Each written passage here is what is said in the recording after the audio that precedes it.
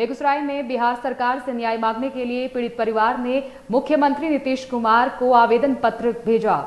दरअसल घटना 3 जून 2022 की है। बेगूसराय के वार्ड नंबर 22 मारवाड़ी मोहल्ला की है। यहां के स्थानीय निवासी सत्यनारायण शाह और उनकी पत्नी रूबी देवी के घर की है। इनके साथ 3 जून को अपने मकान के सामने विगत कुछ वर्ष पूर्व एक ट्रांसपोर्ट ऑफिस था जो जून में खाली कर रहा था और वह ट्रांसपोर्ट ऑफिस इन्हीं के जमीन पर था, इसीलिए वह 3 जून से पहले खाली कर रहा था। इसी बीच कुछ स्थानीय असामाजिक तत्वों ने आकर इन्हीं जमीन पर अवैध निर्माण करने की कोशिश करने लगे।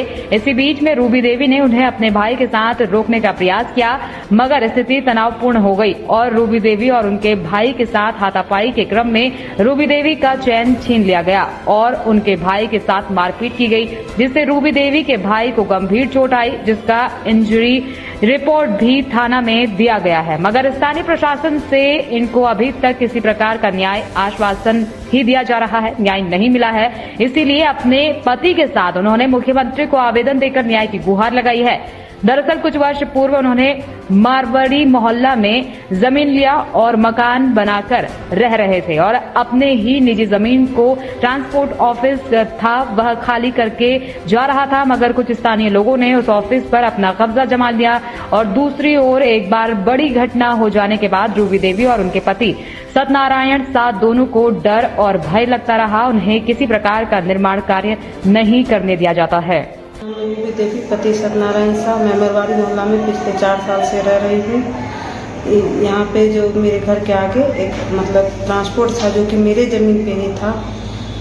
उससे बातचीत होने के बाद वो बोला कि हम खाली कर देंगे। वो तोड़ के अपना अवैध जो मकान था वो अपने ज़मीन पर चला गया, वो तोड़ के हटा दिया।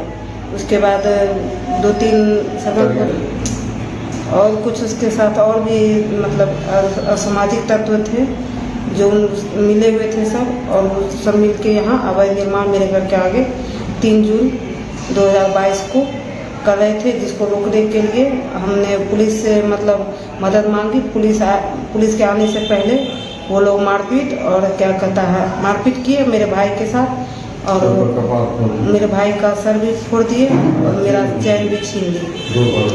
प्रशासन आए तब वो मामला को शांत किए और बोले कि जाके अपने पहले भाई का इलाज करवाइए। जितना निर्माण हो चुका था उसको वो उसी तरह बोले छोड़ दिए, उसको तुरवाए नहीं। अभी तक वो उसी तरह है। हम लोग को आगे से प्लस्तर भी नहीं करने दिया जा रहा और परेशान किया जा रहा है। पत्नी रूबी देवी हम थे, जिसमें मेरा साला का सिर फोड़ के कपार फाड़ दिया। हमको ढेर सारे लोग श्रवण कुदार, राजेश सोनी, गणेश सोनी, शंभू कुदार, सब अरमान कुदार सब हमको पकड़े हुए थे। मेरा साला को कपार फोड़ के मार दिया। इसके बाद शंभू कुदार और अनेक सब मेरी पत्नी का जेवर भी छीन लिया। इसके बाद हम फिर गए नगर थाना में, तब वहाँ से फिर अपील किए। तब वो आए एक सेठ, तब दीवार मेरा घेर दिया था तक में, तब रुका।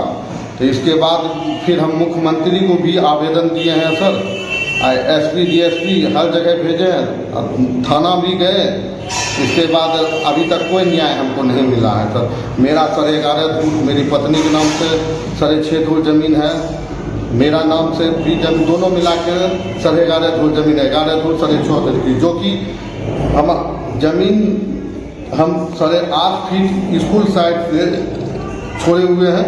इधर उत्तर साइड से पत्नी रूबी देवी हम थे, जिसमें मेरा साला का सिर फोड़ के कपार फाड़ दिया। हमको ढेर सारे लोग श्रवण कुदार, राजेश सोनी, गणेश सोनी, शंभू कुदार, सब अरमान कुदार सब हमको पकड़े हुए थे। मेरा साला को कपार फोड़ के मार दिया। इसके बाद शंभू कुदार और अनेक सब मेरी पत्नी का जेवर भी छीन लिया। इसके बाद हम फिर गए नगर थाना में, तब वहाँ से फिर अपील किए। तब वो आए एक सेठ, तब दीवार मेरा घेर दिया था तक में, तब रुका। तो इसके बाद फिर हम मुख्यमंत्री को भी आवेदन दिए हैं सर, एसपी डीएसपी हर जगह भेजे हैं, थाना भी गए। इसके बाद अभी तक कोई न्याय हमको नहीं मिला है।